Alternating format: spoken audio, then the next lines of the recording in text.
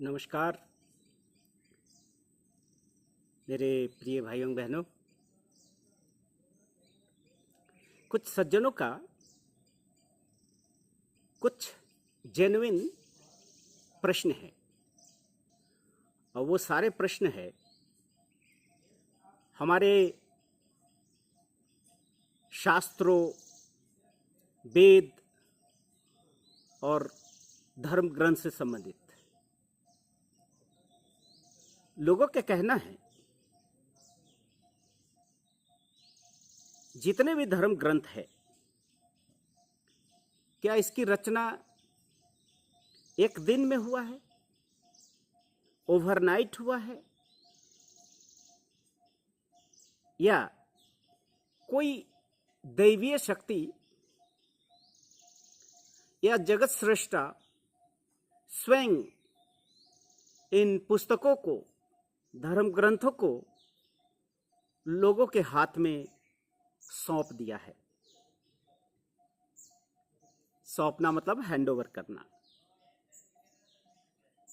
Generally इसी concept को अब तक लोग मानते आए हैं। वो कोई भी धर्म ग्रंथ क्यों ना हो, स्वयं कहते हैं, लोग का क्लेम है कि ये स्वयं परम ब्रह्म या ईश्वर या अल्लाह ने, खुदा ने आके किसी विशेष प्रोफेट या व्यक्ति के माध्यम से या व्यक्ति को हैंडओवर किए हैं। इसकी ऑथेंटिसिटी क्या है? आइए हम शुरू करते हैं सबसे पुरानी ग्रंथ, सबसे पुरानी धर्मशास्त्र, जिसको माना जाता है सबसे पुरानी, oldest scripture of this earth is known as Veda, जिसको हम वेद कहते हैं। वेद देखें तो बहुत मोटी मोटी पुस्तकें हैं। इन पुस्तकों में, इन ग्रंथों में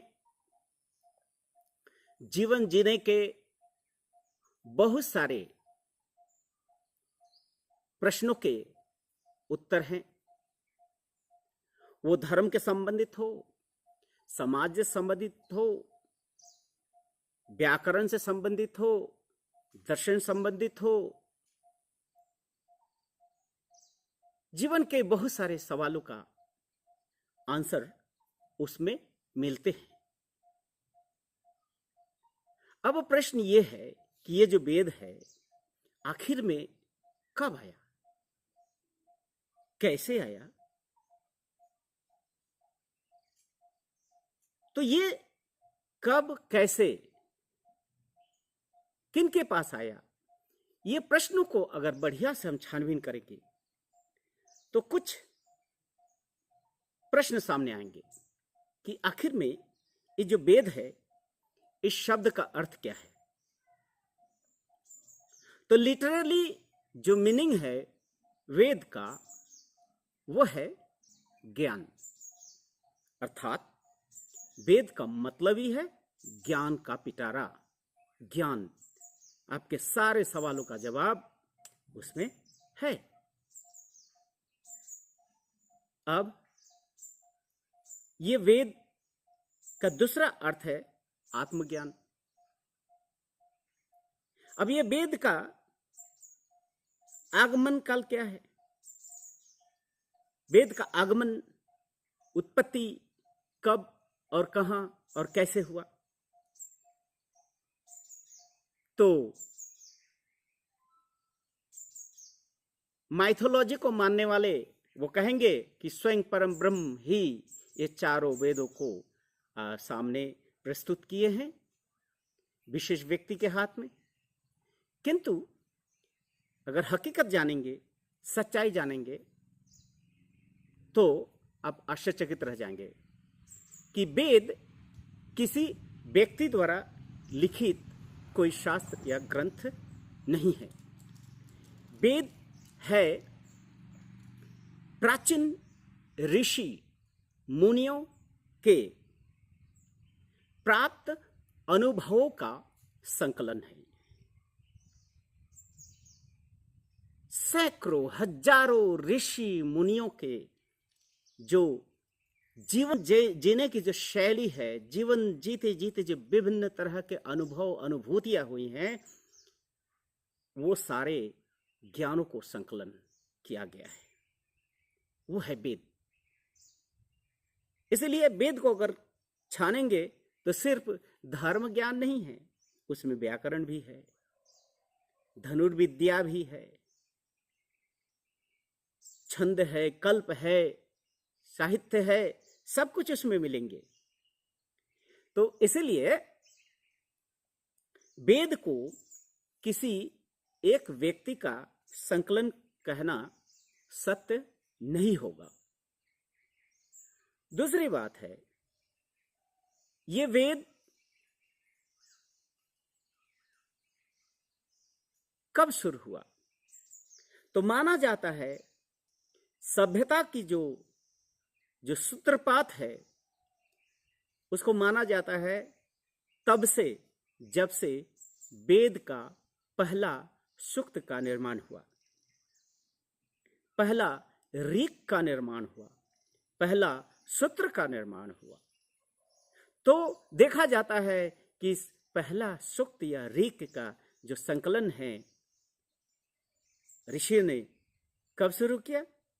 आज से लगभग 15,000 साल पहले, 15,000 वर्ष पहले। तो 15,000 वर्ष पहले ये वेद की रचना हुई, अर्थात पहला सूक्त का निर्माण हुआ, अर्थात सभ्यता आगे बढ़ने लगी। किंतु क्या ये 15,000 साल पहले लिखने की लिपि थी? क्या 15,000 साल पहले इस तरह के पेपर थे, लिखने के लिए किताबें, पढ़ने के लिए किताबें और लिखने के लिए कॉपियां थी? नहीं थी। ना लिपि थी, ना ये कॉपियां थी, नोटबुक थे। तो फिर ये संकलन कैसे हुआ? तो ये संकलन हुआ ऋषियों के मन में ही रह गया, और उनके मन में जो भी ज्ञान विचार जन्म में, उसको वो अपने शिष्यों को, अपने इर्द गिर्द लोगों को सुनाते रहे। अर्थात वो अपने वाणी को मन से, अपने वाक के द्वारा अपने शिष्यों को देते थे, फिर वो शिष्य किसी और को देते थे। इस तरह से जो ज्ञान की जो प्रवाह है, मुंह जवानी एक दूसरे से पहुंचने लगा। तो आप जरा सोचिए कि कोई व्यक्ति अगर कुछ कहता है, उस वस्तु या तथ्य को हूबहू ट्रांसलेट करना इतना इजी है क्या? और जो चीजें 100 साल पहले किसी ऋषि के द्वारा अनुभव हुआ, वो लिखा नहीं गया है, मुंह जवानी लोगों के पास आया है, वो धीरे धीरे फिल्टर होते होते होते होते होते 100 साल पहले, 200 साल बाद, फिर उससे 500 साल बाद, क्या उसकी स्थिति ऐसी ही रहेगी? क्या रह सकता है? ऐसा कोई युक्ति है? नहीं है। चूंकि ये जो ज्ञान है, जीवन संबंधित जो ज्ञान है, एक सुन सुन कर लोग सीखते थे, इसीलिए इसका नाम हुआ श्रुति। कान का एक नाम श्रुति भी है, वो हो गया श्रुति। तो कह सकते हैं कि ये सुन सुनकर एक दूसरे से लोग सीखते थे, इसलिए उसको लिखा नहीं गया, क्योंकि उस समय ये पुस्तक का कोई कॉन्सेप्ट ही नहीं था। पुस्तक की कॉन्सेप्ट तभी आती है जब लिखने की जो शैली है, लिपि है, वो तो थी ही नहीं। तो आप जरा सोचिए, 15,000 वर्ष पहले से संकलित जो भी तथ्य आते रहे, होते होते होते होते होते होते उसको लिखा कब गया? उसको लिखा तब गया जब लिपि का आविष्कार हुआ। और लिपि का आविष्कार हुआ तो फिर वो लिखे कहाँ? तो शिलाखंडों पे लिखे, पत्थरों पे लिखने लगे। अभी भी बहुत सारे शिलाखंड, शिलालेख हमें मिलते हैं। फिर वो देखा कि शिलालेख वो भी परमानेंट नहीं है, कोई भी चीज को लिखने के लिए कहाँ से शिला। फिर उन्होंने इंसान अपने सुविधा अनुसार भोजपत्र को इन्वेंट किया। फिर भोजपत्र में वो लिखने लगे। तो पुराने जो लिपियां हैं वो भोजपत्र में मिलते हैं। भोजपत्र के बाद आया पेपर, जो पेपर में लिखना शुरू कर दिया। तो पहला जो लिपि का जन्म हुआ है 6000 से 6500 साल पुराना। तो इसका मतलब 15,000 साल पुराने वेदों को लिखा गया है आज से 6500 साल पहले। देखिए गैप। तो 15,000 साल पुराने मुंह जबानी ज्ञान को फिल्टर करते करते 6500 साल पहले लिखे। तो क्या ये जितने हम वेद को देखते हैं एक ही दिन में लिखा गया? Of course not. इसको लिखने में समय लगा। तो पहला जो वेद पुस्तक के रूप में हमारे सामने आया वो है ऋग्वेद। ऋग्वेद की रचना भारत से बाहर में हुई, भारत के बाहर में। उसके बाद यजुर्वेद। यजुर्वेद 50% से ज्यादा बाहर हुआ और उसके बाद आंशिक रूप में भारत में हुआ। और अथर्ववेद की रचना पूर्णतया भारत वर्ष में ही हुआ। अब जरा सोचिए कितने दिनों के अंतराल में ये हुआ। और लास्ट में भारत वर्ष में ही मध्य युग में इस वेदों को वेदों के जो आपके संगीत पाठ है उसको श्याम वेद के रूप में लिखा गया। ये टोटल हुए 4 वेद। 4 वेद हमें मिले हैं कितने हजार साल पहले? आप देखिए 6500 साल के बाद ही पुस्तक के रूप में हमें प्राप्त है। और ये इसका लेखनी कितना पुराना है उसके लिपि और भाषा से पता चल जाता है। वैदिक लिपि, संस्कृत लिपि। आज से 6500 साल पहले किस तरह की लिपियां हुआ था और हमारे भारतवर्ष में जो आज से मध्य युग में किस तरह के संस्कृत प्रचलन थी। तो इसे देखेंगे। चारों वेद की जो संस्कृत है, जो लैंग्वेज है, वो एक जैसी है नहीं, अलग अलग है। और अलग अलग ऋषि मुनियों के द्वारा ये लिखा गया है। इस वेद में ज्ञान का पिटारा कहा जाता है। ज्ञान का अभाव नहीं है, बहुत सारे ज्ञान हैं, किंतु अब देखना होगा इसमें उपयोगी क्या है, अनुपयोगी क्या है, कितना हमारे जीवन काल में उपयोगी हो सकता है। और बहुत सारे ऐसी चीजें हैं जो आज के देश काल पात्र के परिवर्तन के साथ साथ अनुपयोगी हो चुका है, वो आज उपयोग में नहीं आ सकता है। इसलिए ज्ञान के उस सारांश को अपने जीवन में उतारना चाहिए जो आज के युग के अनुकूल हो। और इसीलिए जितने भी शास्त्र हैं, वो वेद हो या कुरान हो या पुराण हो, जिसमें अच्छाई है उस चीज को निचोड़ के इसके सार तत्व को इंसान को ग्रहण करना चाहिए। अब वेदों में या शास्त्रों में ज्ञान कितना है वो महत्व नहीं है। महत्व है उस ज्ञान को लेकर हम कितना उपकृत होते हैं, हम कितना उसको व्यवहार कर पाते हैं। अगर उसको व्यवहार नहीं करते हैं, उसके द्वारा समाज का उत्थान नहीं होता है, उसके द्वारा समाज के किसी तरह की मदद नहीं मिलती है, तो फिर तो उसके ज्ञान निरर्थक हो जाते हैं। इसलिए वेद महत्वपूर्ण है क्योंकि वो ज्ञान का पिटारा है। उससे भी महत्वपूर्ण है उस वेद को समझना और दूसरों को समझाना। अगर हम समझ जाते हैं तो फिर हम दूसरों को समझाने की भी सामर्थ्य रखते हैं, तभी जगत का कल्याण हो सकता है। वेद को हम इसलिए पूजते हैं क्योंकि हमारे सारे सवालों का जवाब वो मिलते हैं। किंतु वो वेद में, मान लीजिए अथर्ववेद है, अथर्ववेद में क्या है? अथर्ववेद में अगर खोजते हैं तो उसमें ब्रह्म विज्ञान के बारे में चर्चा हुई है। ब्रह्म विज्ञान क्या है? ब्रह्म विज्ञान को आध्यात्म विज्ञान भी कहते हैं। ब्रह्म विज्ञान क्या है? अर्थात ब्रह्म क्या है? ब्रह्म ने जगत की ये जो सृष्टि है, सृष्टि कैसे की है, और ये जो सृष्टि है, सृष्टि के साथ उस परम ब्रह्म का क्या संबंध है? मनुष्य के साथ उस परम पिता परमेश्वर के साथ क्या संबंध है? उस परम ब्रह्म को कैसे प्राप्त कर सकते हैं? ये सारे तथ्य, ये ज्ञान वेदों में है।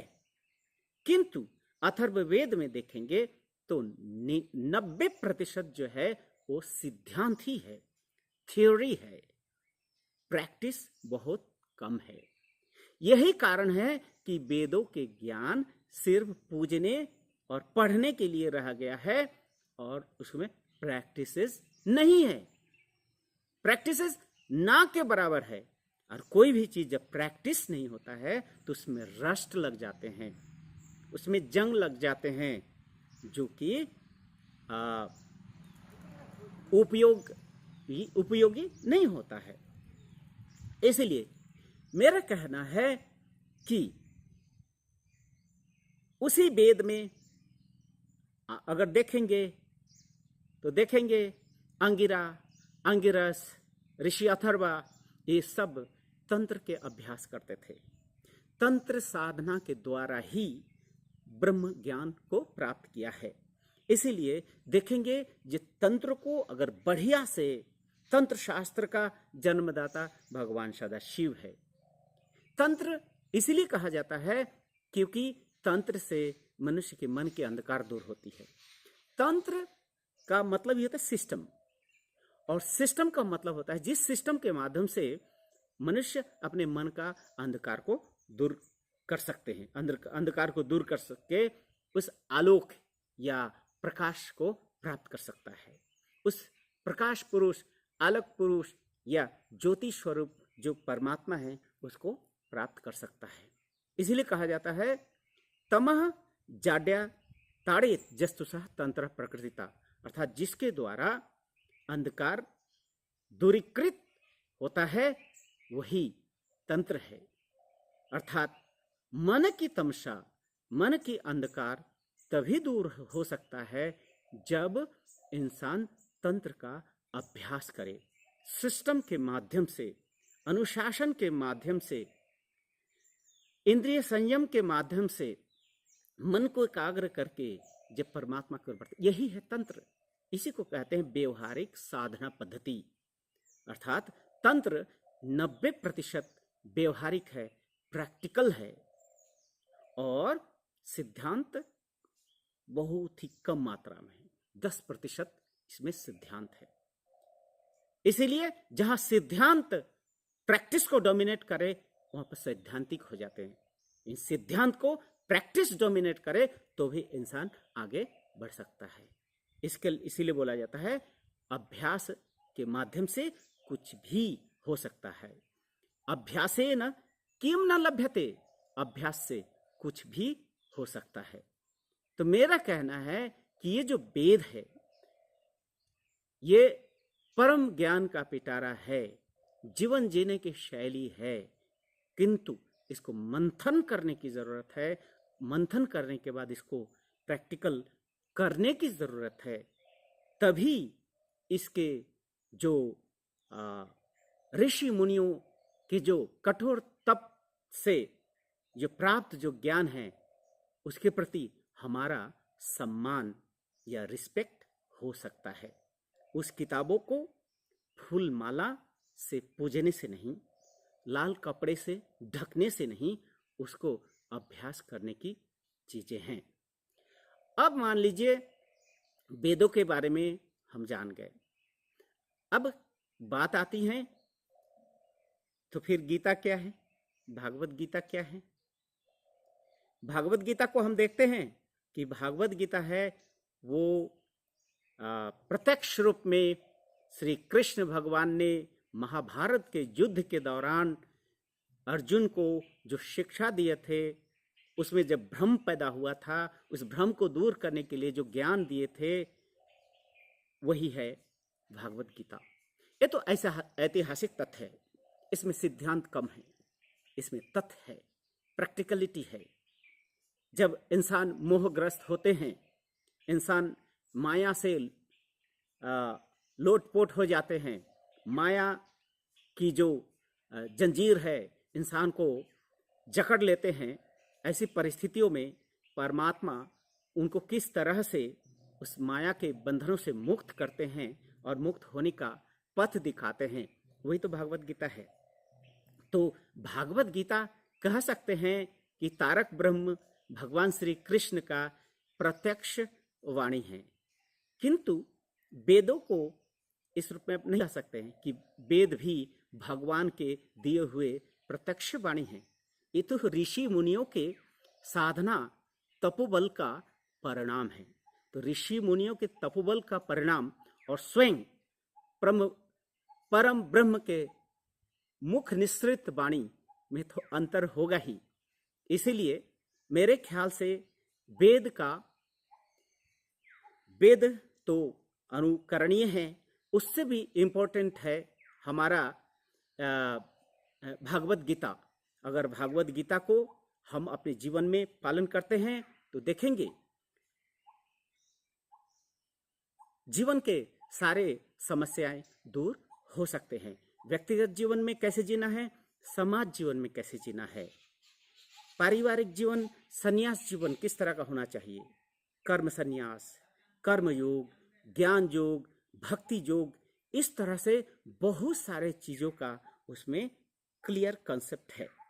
हालांकि आज के दिन में भागवत गीता को भी विभिन्न लेखकों के विभिन्न तरह के इंटरप्रिटेशन के कारण उसमें बहुत सारे अनवांटेड चीज आ गए हैं। लेकिन जब आप आत्ममंथन करेंगे, विवेक के द्वारा पढ़ेंगे, तो आपको दूध का दूध, पानी का पानी हो जाएगा। इसलिए विशुद्ध भागवत गीता के अनुकरण, विशुद्ध भागवत गीता का सार यही है कि कर्म, ज्ञान और भक्ति के समन्वय से ही मनुष्य आगे बढ़ सकता है। कर्म से कर्म विमुक्ता नहीं, ज्ञान से विमुक्ता नहीं, और न साधना से विमुक्ता है। कर्म, ज्ञान और भक्ति तीनों का सुंदर समन्वय ही भागवत गीता है, और इन तीनों के समन्वय से ही मनुष्य अपना दैहिक, मानसिक और आत्मिक विकास कर सकते हैं। मनुष्य अपना भौतिक, मानसिक और आध्यात्मिक उन्नति कर सकता है, परम ज्ञान को प्राप्त कर सकता है साधना के माध्यम से। इसीलिए हमें यही कहना है, वेद पूजन नहीं, गीता पूजन नहीं, उसको पालन करना इम्पोर्टेंट है। उसका पठन पाठन करके उसके सार तत्व को जीवन में उतारने की ज़रूरत है, न कि सिर्फ सिद्धांत और थ्योरी तोते जैसे पढ़ने की ज़रूरत है। इसीलिए मेरे प्यारे भाइयों बहनों, ये वीडियो अगर आप लोगों को अच्छा लगे, ज़्यादा से ज़्यादा लोगों तक पहुंचाइए, जिससे लोगों में फैले जो भ्रम हैं वो दूर हो सके। धन्यवाद, नमस्कार।